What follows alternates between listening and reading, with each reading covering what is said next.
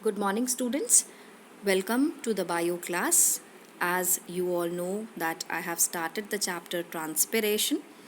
Now, what is transpiration? Transpiration is a process in which water is evaporated in the form of water vapor. This is very important that water is evaporated in the form of water vapor from the aerial parts of the plant.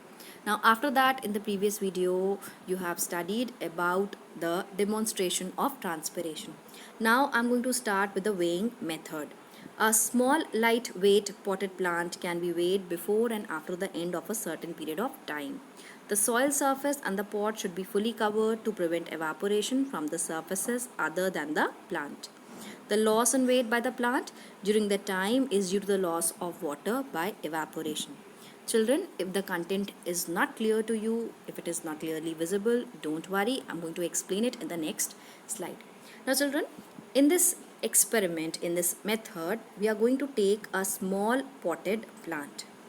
Now, we are going to keep this potted plant on a weighing scale and will weigh it. After this, we will cover this plant with a poly bag and tie it here.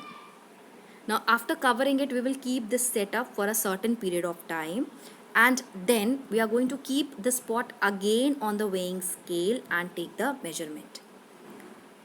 पहले हमने एक potted plant लिया और इस plant को weighing scale पर रख करके इसका वेट लिया. वेट लेने के बाद हमने इसको पॉली बैग से पूरा कवर कर दिया, नीचे वाला पार्ट इसका पॉट और सॉइल सरफेस को. क्यों कवर किया? To prevent the evaporation of water from the soil surface. Soil के सरफेस से वाटर का एवापोरेशन ना हो इसलिए कवर किया, क्योंकि हमको यहाँ ट्रांसपिरेशन का रेट मेजर करना है.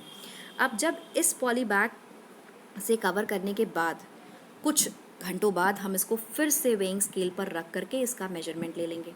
तो जो भी हमें मेजरमेंट में डिफरेंस आएगा वो हमें बताएगा कि there was transpiration, that's why there is a reduction in the weight of the pot. Okay class, now let us move on to the next method. This is also a simple method in which a graduated side tube is used. Now at the top of this graduated side tube we will put an oil. By putting in oil, this will make sure that no water will be evaporated from this process. यहाँ पर इस पानी के top पर अगर हम oil डाल देंगे और आपको मालूम है oil floats on the surface of water, तो जिसकी वजह से वाटर एवापोरेट नहीं होगा. अब अगर वाटर एवापोरेट नहीं हुआ तो यहाँ पर केवल वाटर एवापोरेशन का सोर्स जो है वो लीव्स होंगे, यानी कि only transpiration will occur here. Is it clear? तो यहाँ पर क्या होना है कि अब हम इस सेटअप में we will make sure that no loss of water occurs other than the plant को छोड़ करके और कहीं से वाटर लॉस ना हो. अब हमें क्या करना है, यहाँ पर पहले हमने रीडिंग ले ली, यहाँ पर पहली रीडिंग ले ली ये. उसके बाद after some time we will keep this setup and after some time we will again take the reading. दूसरी बार जब रीडिंग लेंगे maybe the water of the level will fall. यहाँ पर रीडिंग आई तो ये जो लेवल ऑफ वाटर फॉल हुआ, गिरा, इससे आपको पता लगा कि क्योंकि कहीं और से पानी रिलीज नहीं हो रहा है, it is not releasing from any other part, water will is only lost by the process of transpiration. And from here we can calculate the volume of the water which is reduced, and from that volume we can calculate the weight. Now moving on to the next experiment. Now another weighing experiment is also related to a test tube. I'm going to draw it here in the next slide. Now children, in this we will take a test tube, and in this test tube we will add a twig, and we are going to add oil on the surface of water. Now after doing this, we will keep this test tube in the beaker and will weigh it on a weighing scale. After taking the weight, we will take out this test tube and will put it in a test tube stand. Test tube stand is somewhat like this. इस तरह से test tube stand होता है बेटा plastic का पूरा, और उसमें इस तरह से हम test tube लगाते हैं. Test tube लगा करके we will keep it for a certain period of time.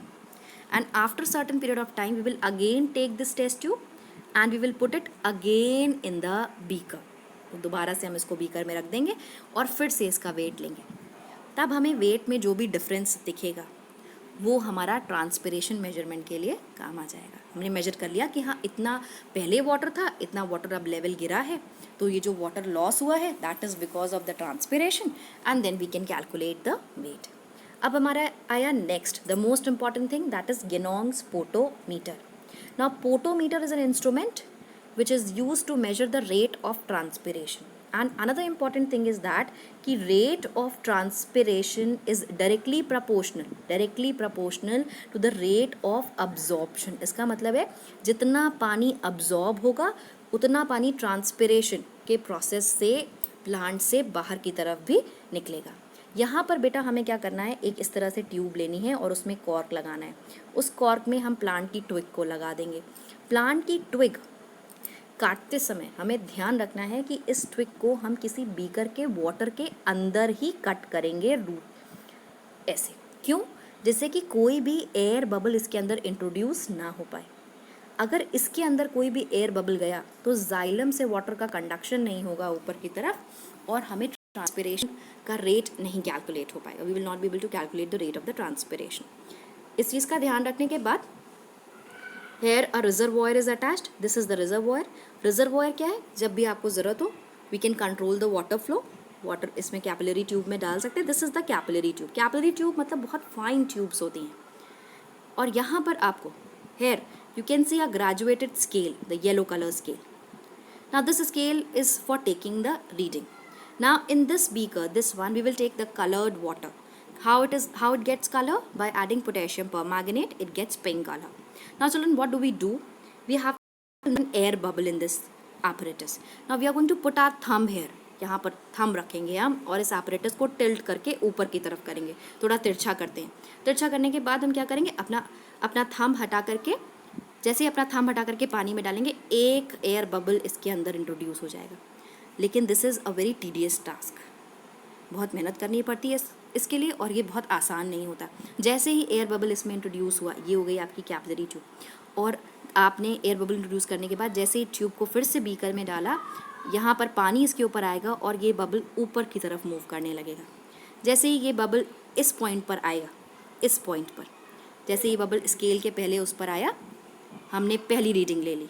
पहली रीडिंग लेने के बाद अब आप यहाँ पर देखेंगे कि अच्छा एक चीज़ और, पे अटेंशन.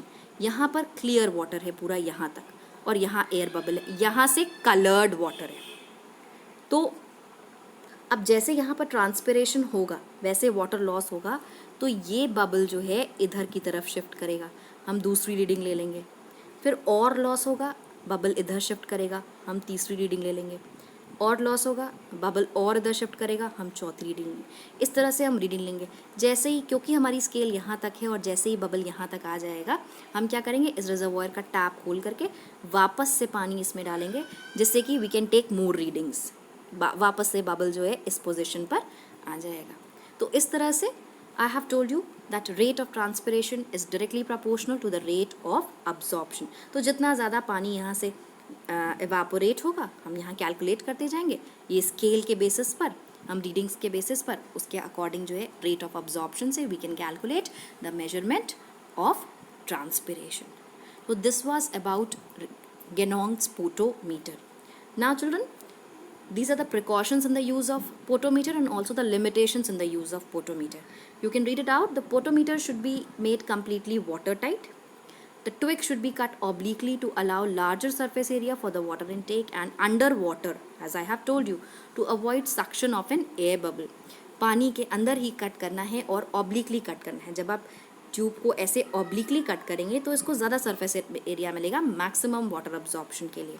अब अगर आपने वाटर के अंदर किया तो कोई भी एयर बबल जाइलम में नहीं जाएगा, तो इसकी वजह से पानी आराम से अब्जॉर्ब होगा वाया जाइलम.